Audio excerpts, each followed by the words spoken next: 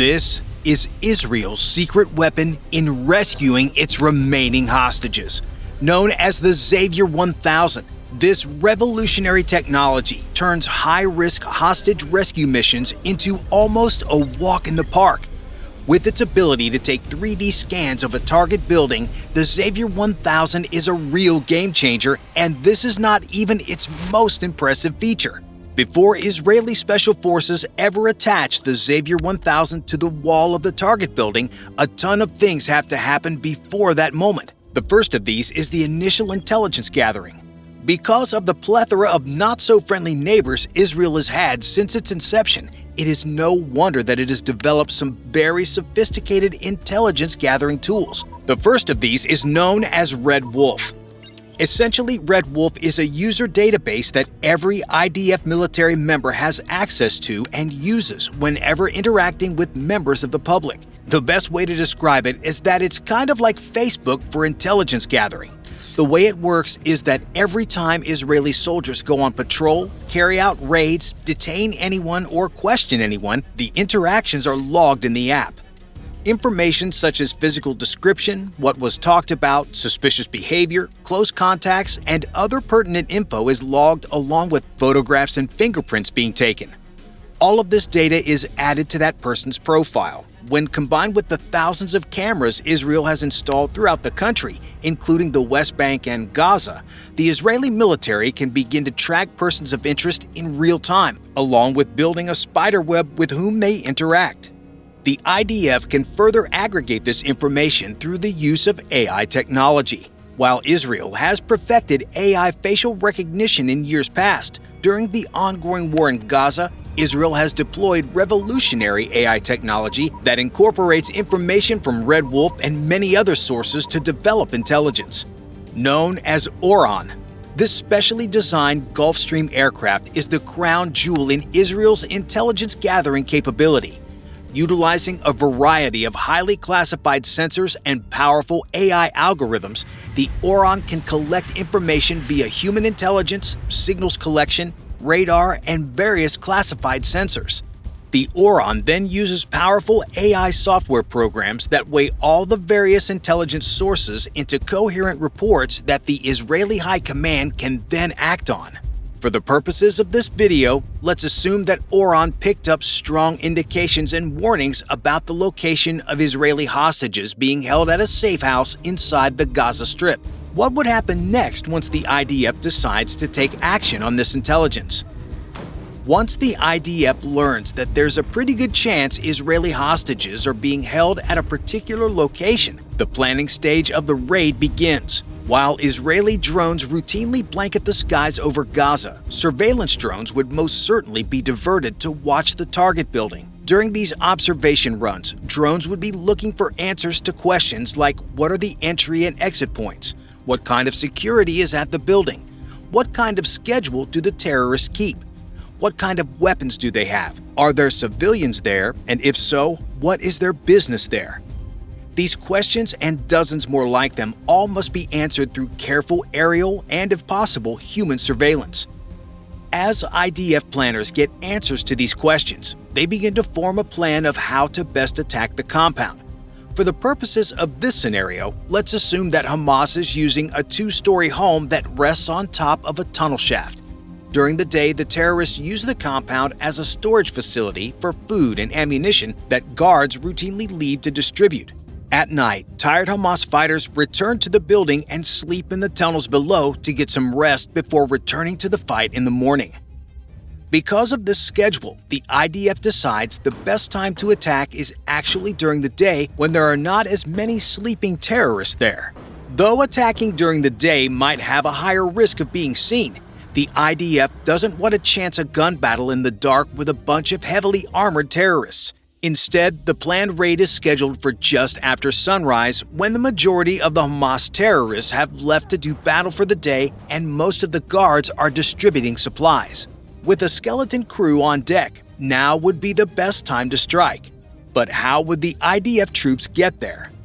IDF special operators have various ways to get to the target location safely. For nighttime raids, specially modified Black Hawk helicopters using stealth technology can glide into an area silently and undetected on radar. However, this would be for a nighttime raid and not during the day. Because flying a helicopter would attract unwanted attention and the ire of every would-be terrorist in the area, the next best idea would be just to push through in a large military convoy, right? As discussed in previous videos about Hamas weaponry, the terrorist army actually possesses a huge amount of heavy weapons that can take out vehicles. From tandem warhead RPGs to large anti-tank mines and homemade IEDs, Hamas has a ton of options to take out heavy vehicles in tight city streets. Because of this, an IDF extraction team may opt for a somewhat unconventional option. Since large, armored military vehicles attract as much attention as helicopters, IDF special forces trying to liberate a group of hostages may actually use plain old civilian trucks and sedans. While normal civilian vehicles are thin-skinned and a death trap in an ambush, Israeli special forces, like special operators around the world, routinely modify everyday vehicles into covert battle wagons. For example, IDF troops might take a common Toyota pickup or sedan and place armored plating throughout the interior, install advanced communications equipment, and take out unnecessary lights and signals to make the vehicles stealthy at night. Essentially, the troops want to blend in and basically hide in plain sight. Let's assume that the IDF operators want to use modified civilian vehicles since regular military vehicles in this part of Gaza are not common and would signal something is up. The convoy makes its way to the compound unnoticed as civilians try to go about their normal day. Ever mindful of Hamas spotters, the team keeps their weapons hidden and does not make any erratic or unusual movements when approaching the target house. As the team gets closer, they see that the aerial photos are accurate. They stop a few blocks away and begin their approach. Now is the time for the Xavier 1000 to shine. First introduced in the summer of 2022, the Xavier 1000 is the latest and greatest in a long line of portable 3D devices developed by Israeli company Camerotech. Weighing just 33 pounds, the Xavier 1000 is able to be operated by just one person. Once placed on the wall, the device uses millimeter wave radar to see through the target building. According to the manufacturer, the Xavier 1000 can see through cement, plaster, brick, concrete, reinforced concrete, adobe, stucco, drywall, and other standard building materials with ease up to a distance of 42 meters. As the Xavier 1000's energy passes through the environment, which is rated safe for humans, the energy produces a very good picture of the building. While it may not be able to give enough fidelity for every table, chair, and object in every room, it is powerful enough to give dimensions of each room as well as prominent features like entries and exits through a 120-degree field of vision. In addition to creating a floor plan of the building, the Xavier 1000's best feature is the ability to give detailed descriptions and locations of living things. For example, the device can detect whether a living object is an adult, child, or animal. The device can also tell the person's orientation and use AI to track the person's movements. This kind of information in a raid is invaluable. For this theoretical scenario, the Xavier 1000 could confirm the number of guards and hostages gleaned from weeks of careful surveillance. Additionally, the device could tell the position and location of the guards. If they suspect nothing, they would probably be sitting down, lounging around, or resting. If they knew something was up, they might be barricaded behind large objects or just behind doors waiting to ambush operators before they enter the room. But thanks to the intel gleaned from the Xavier 1000, the raid goes off without a hitch. During the short but intense firefight, the team eliminates all the terrorists in the building without harming the hostages. But how will the team get back to base? Once a target building is hit, the raid is not over until egress has successfully been completed. Though the enemies inside the compound may have been neutralized, they had plenty of friends who would still like to hunt down the Israelis that day. Because of this, a hostage rescue or any special forces operation is not over until everyone has made it back to base.